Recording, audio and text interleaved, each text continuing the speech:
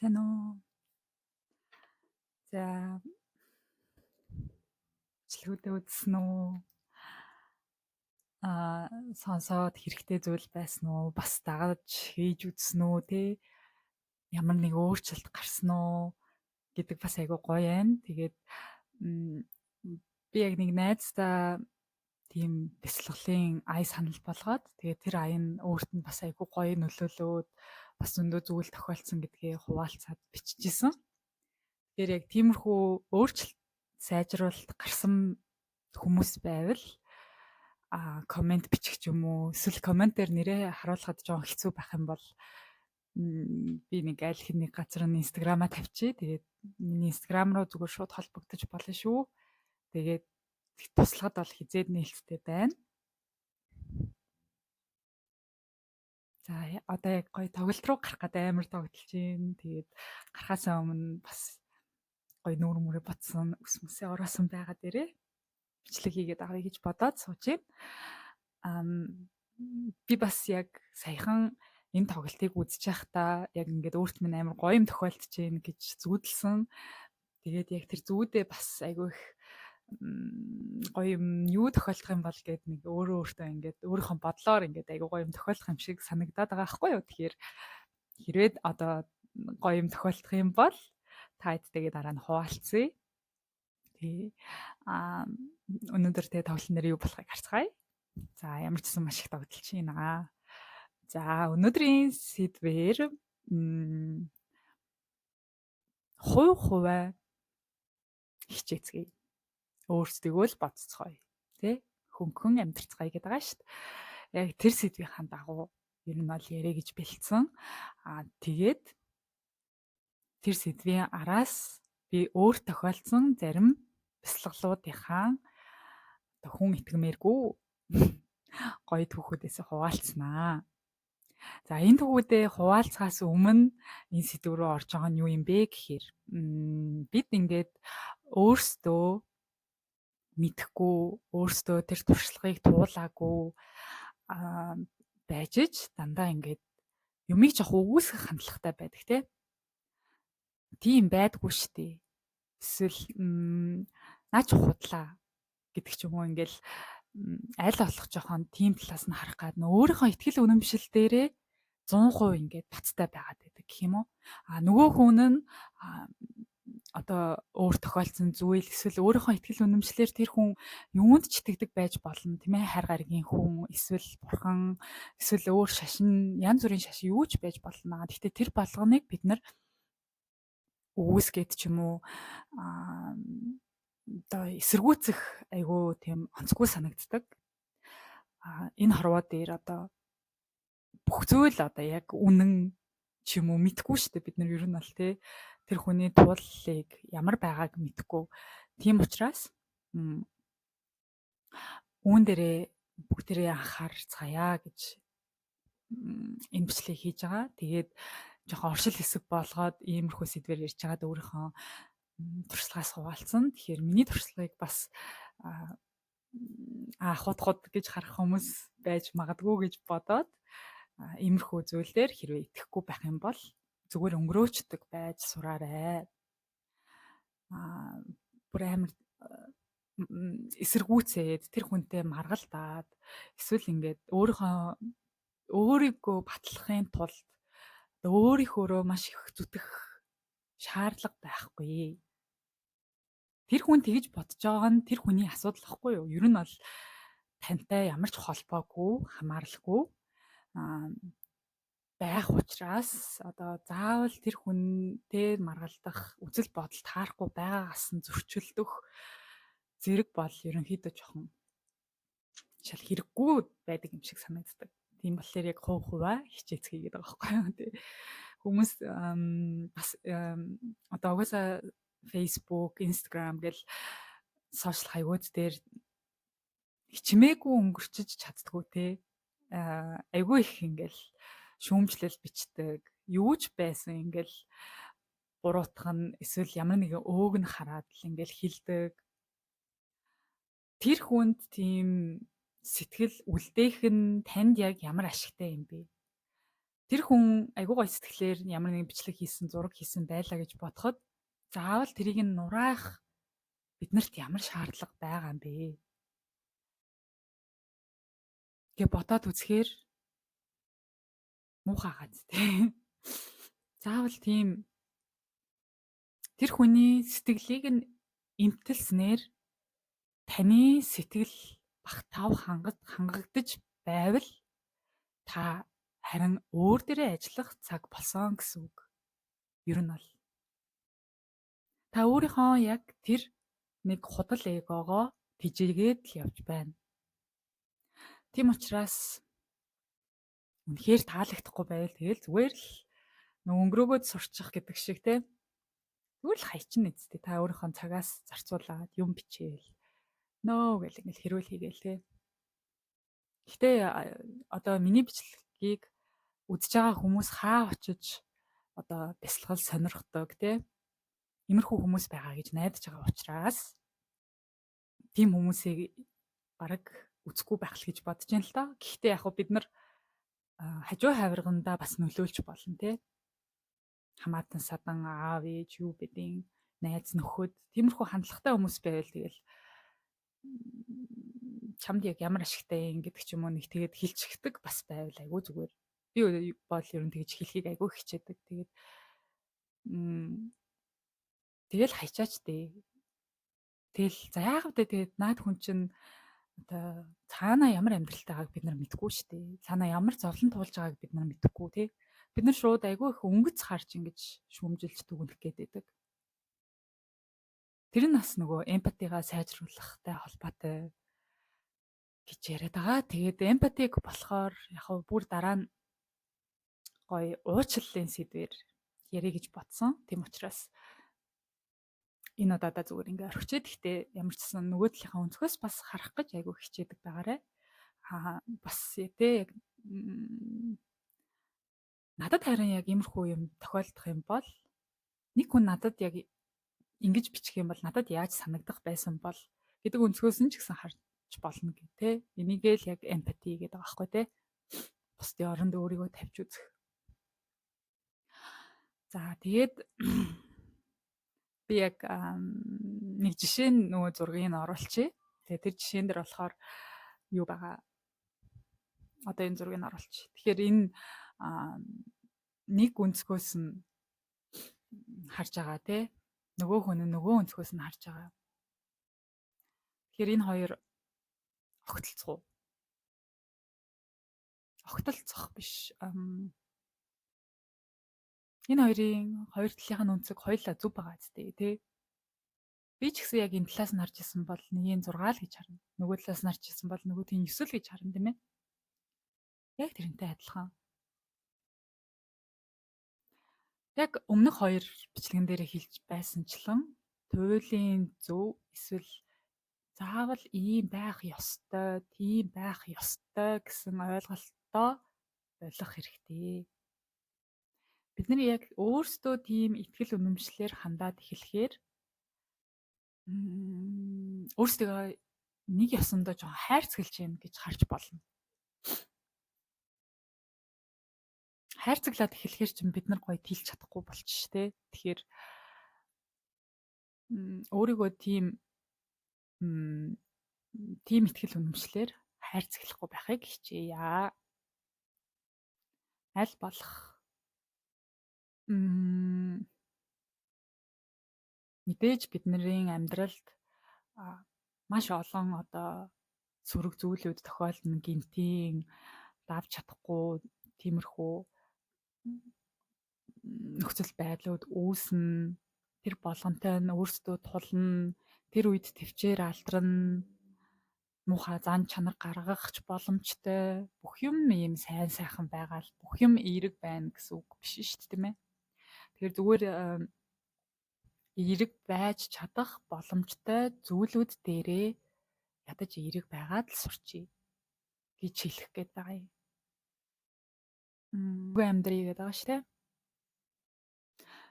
Гэхдээ зүгээрээ бүгдээрээ л гоё суралцж байгаа. Өөрсдийгөө шүүхгүй байх хэрэгтэй гэдгийг өмнө нь хэлсэн тийм ээ. Би ч бас мөн суралцаад л явж байгаа. Хамт суралцахын тулд энэ бичлэгийг хийгээд явж байгаа. Та эцтэй ингээд өөрийнхөө бодлыг та эдэд хүргээд явж байгаа гэдг нь надад өөрт маань бас айгүй гоё ягаа. Тэгээд би бол яг тийм амар төгсөрцөн гэгэрч гсэн тийм хүн бол биш шүү. Зүгээр бас яг та бүхэнтэй адилхан бүдчээд л явж байгаа хүн. Найзуудаасаа сурна. Бид нар угаасаа энэ аялал бол ингээд мөнхийн суралцах аялал байдаг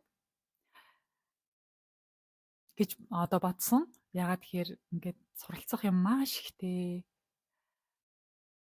Шин юмнууд гарч ирж байдаг. Бие биенээсээ суралцдаг, найз нөхцийнхөө жишээн дээрээс суралцдаг. Тэгээ тэр болгоно нь бүгд айгүй гоё хичээл байдаг. Яг хичээл гэдэг өнцгөөс нь хардаг тий. Тийг санагддаг. За би нэгээд одоо яг өөрийнхөө бясалгал дээр юу тохиолдох боломжтой юм бэ гэдгээс нь өөрийнхөө өөр төрөө үүссэн жишээнээсээ ярья. За нэгдүгээрт бол миний бие ингээд савладаг. Савлах нь ингээ хоёр тишээгээ ингэдэг ч юм уу, урагшаа хойшоо ингээд найгадаг ч юм уу те. Яг ингээд хөдөлдөг.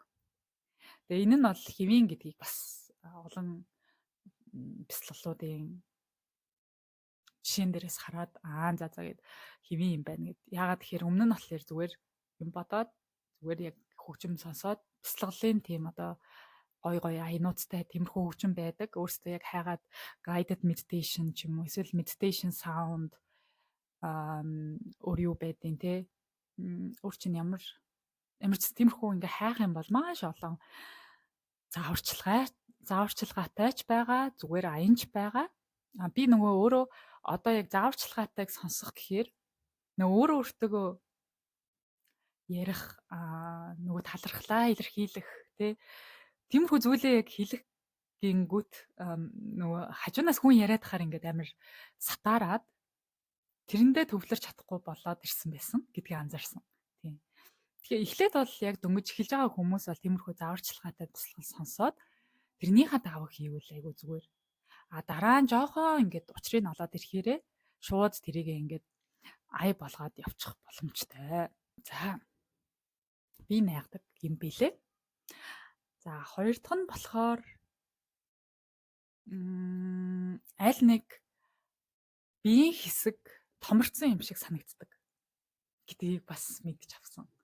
Жохон ингээд төвлөрөө цугаад ингээд бясалгалаа яг орчих юм бол одоо яг тэр төлөвт орчих юм бол гар ингээд айгүй бүх юунаасаа томч юм шиг те эсвэл толгоо ингээд бүр томроод байгаа ч юм шиг тиймэрхүү бас мэдрэмж авдаг юм билээ. За тэрийг бол тэгээд яг хуу ингэх боломжтой гэдэг өнцгөөс нь ярьж байгаа шүү дээ. Тийм учраас та нар ингэхгүй байвал би буруу хийгээд байна уу? Минийх ерөөсө болохгүй байна гэж ерөөсө тэгж битээ бодоорой. Буруу зөв гэсэн юм ерөөсө байхгүй. Өөрөө хийж байгаа л олон дахин оролдож байгаа л учрыг нь олоод за одоо болж гин гэж тэгнэ. Би яг нөгөө хүүхдүүдтэй хэлэхдээ яг тэгж хэлэх айгу дуртай байд. Манай хүүхдүүд би чадахгүй штэ гэдэг ч юм уу яг хүүхдүүд нэг тиймэрхүү хандлага гаргадаг штэ юм хийхээр тэгэхээр чи өөрөө оролдож үзээгүй юм байж чи чадахгүй гэдгээ яаж мэдж байгаа гэж хэлэх айгу дуртай байхгүй. Тэгээд бүх одоо энэ тамирчид те сагсчид эсвэл гоё зураачид дуучид энэ бол бүх хүмүүс чинь те маш олон оролдлогын дараа ийм хэмжээнд хүрээд ийм алдар нэрд хүрээд ийм амжилттай явж байгаа хүмүүс байгаа тий. Эдгээр шууд анх удаа гарч ирээд уран бүтээлээ туурах, тэмцээнд оролцох ч юм уу тэгэж явахгүй шүү дээ. Маш олон ингээ бэлтжээж эдгээр чинь өөрсдөө мэрэгжлийн төвшөнд очиж байгаа. Яг тэрнтэй адилхан. Нэг хийчээд болохгүй байх гэж шууд болж болохгүй. Багаар оролдоод л байх хэрэгтэй. 5 минут, 10 минут гээл нөө минутаа сунгаал 15 гээл би нөө сүүлд явсан бясалгалынхаа анги дээр бид нар дандаа орой олгоон гоё хичээл орчоод араас нь ингээд 1 цагийн бясалгал ордог.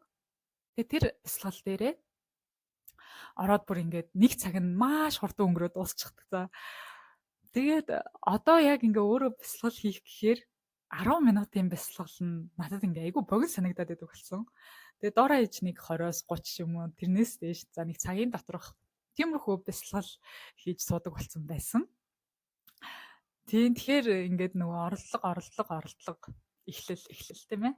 За тэгэхээр за тэгж бас хичээж хийгэрээ. За одоо 3 дахь нь олонгууд өнгө харагдах боломжтой тий. Өөрийнхөө 7 хүртний чакраны өнгө ч юм уу гой гэрэл хардаг ч юм уу тиймэрхүү зүйлүүд харж болд юм бэлээ. Бас ийм зураглал харж болно, дүрс харж болно, зураг харж болно. Тэр болгоныгаа өөрөө л тайлна. Ямар учраас яагаад ингэсэн юм бол гэдгээ. Тэр тиймэрхүү ингээд дүрслэлүүд бас орж ирнэ. Гэтэ энэ бол нэг удаагийн бясалгалын дараа бол биш шүү гэдгийг тань хэлье. Тийм за. За тэгээд нөгөө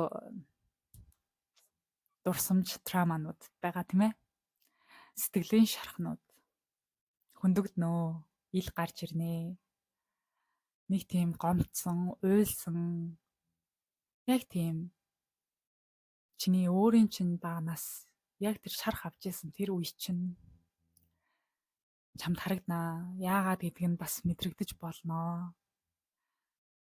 Одоо хүмүүс трийгээ харахаараа айгаад дахиад тэр шархаа авахгүй тулд хүчээр хаагаад, цухтаагаад тэгж явдгийм байна гэдгийг бас анзаарсан.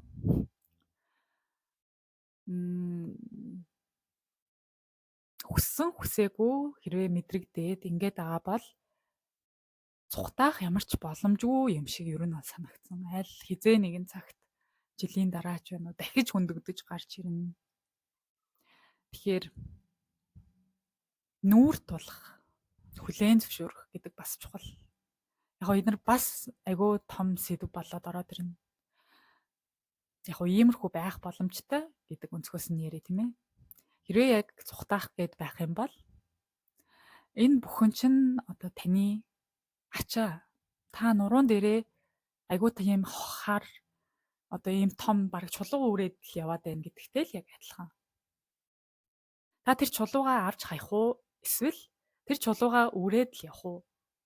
Бидний яг сэтгэлийн шарах, бидний траума хүн болгонд байгаа шүү дээ. Маш их хэмжээгээр ч байх боломжтой. Бид нар өөрөө нөгөө тухайн үед сэтгэлийн шарах авчаад тэрийг шууд дахиж санахгүй тулд сэтгэлийнхаа мухарт бүр нууцсан ч тийм тохиолдод байдаг. Тэгэхээр ингээд нөө сэдрээд л гарч ирээд байдаг юм байлээ. Тэгээд тэр чулуугаа та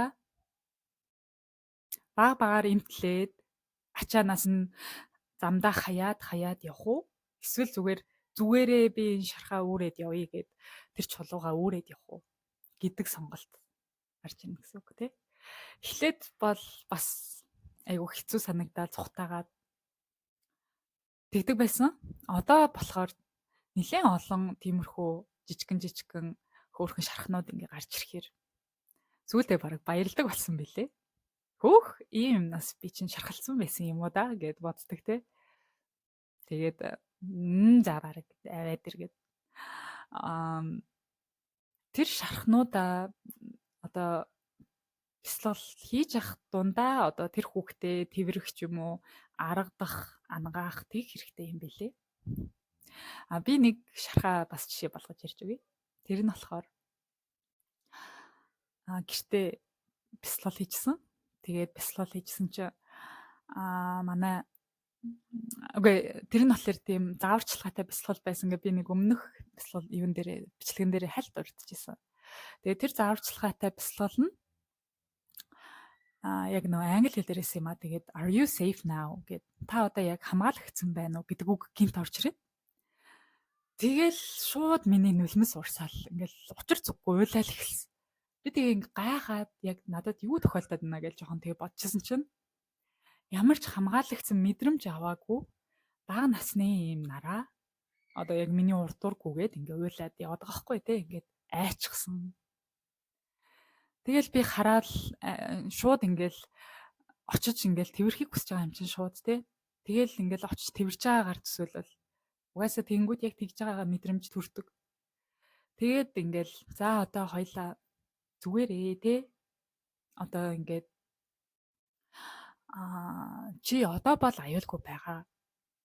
Гэтэл яг ингээл үг хэлсэн чинь одоо манай нөхрийн гар ингээд дундуур нь одоо ингээ яг гар нь ингээл харагдаал. Тэгэл миний гарнаас барайл ингээл явж байгаа нь мэдрэгдэж байгаа байхгүй ингээд үнэхээр амар тэгж мэдрэгдсэн. Тэгээ би шууд ингээд би те нөхөртөөгөө танилцахаас өмнө надад ямар ч тийм хамгаалагдсан мэдрэмж төрдгөө байсан юм байна. Би энэ мэдрэмжийг би нөхөртөөгөө танилцснаасаа хойш авч чаддаг болсон юм биш үү?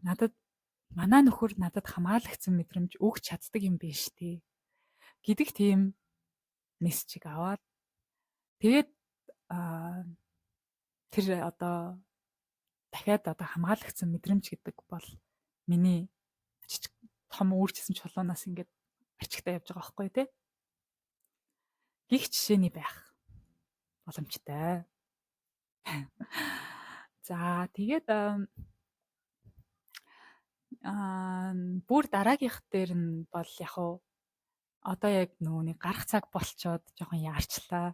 Энэ бичлэгээ яг уу энэ удаадаа ингээд дуусгачих.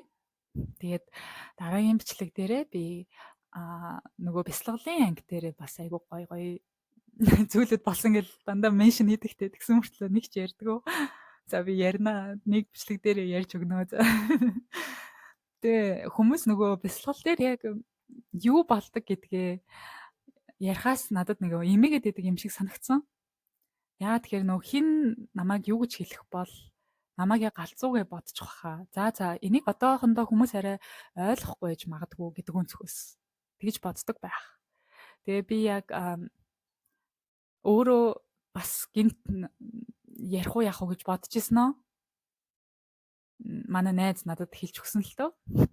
Нараа чи өөрийнхөө ярмаар байгаа бүх юмаа яар те. Чамайг сайн ярьсан ч муулна, муу ярьсан ч муулна, хүмүүс тийм л хандлагатай байх бах. Гэхдээ хамаагүй чи өөрөө бити тэднээс ингэж хамааралтай бай, өөртөө итгэлтэй бай. Ингээ чиний дараагийн ярих бичлэгийг чинь хүлээж ийна. Чи ингээ хурдан яриараа гэдэг айгуу гоё урам өгсөн. Тэгээ тэр найздаа бас баярлалаа. Та хэд маань тэгээд гоё талархлаа хэлж чадчихээн үү? Одоо намайг ингээд миний эхний бичлэгийг үзсэн хүмүүс дараагийнх нь бичлэгийг орж ингээд үзэж байгаа нь ингээд анзаарчихсан айгу хөөрхөн views нь яг ингээд тэнцүү яваад байгаа байхгүй юу. Тэгэхээр ингээд хөөрхөн хэрэгтэй байж магадгүй гэж бас бодсон. Та хэд хэрвээ үзээд ингээд гоё санагдсан бол бас комент бичээрэй. Бүх зүйлийг хүлээж авахд нээлттэй байх болноо. Маш их баярлж байгаа шүү. Бүгдээрээ гоё бие биендээ талархаж амьдарцгаая. Баярлаа гэдэг үгийг харамлдаггүй байя. Тийм ээ. За тэгээ хэдүүлээ. Дараагийн сэдвэрээ би яг энэ болсон процессоо гоё ярьж өгнө. За одоо үнэхээр гарах гад яарад. Sorry. Ярьтаа шүү.